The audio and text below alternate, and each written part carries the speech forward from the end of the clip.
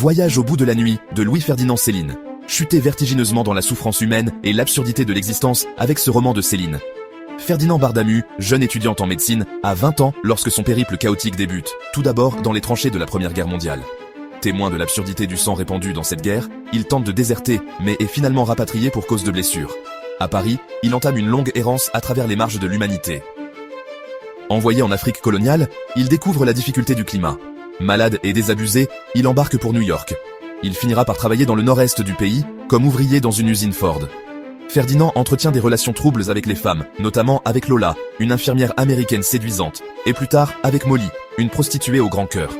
Rentré en France après avoir découvert que le travail à la chaîne broie les corps aussi sûrement que la guerre les mutile, il termine ses études de médecine et s'installe comme médecin à Rancy, une banlieue pauvre.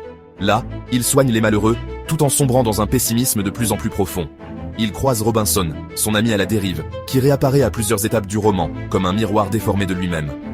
Peu à peu, il s'isole, rongé par l'amertume, et finit par exercer dans un asile psychiatrique dont l'ancien directeur, devenu fou, lui a confié la charge. Robinson se fait tuer par Madelon, son ancienne fiancée. Après le rapport de son décès, il ne reste à Ferdinand que la résignation.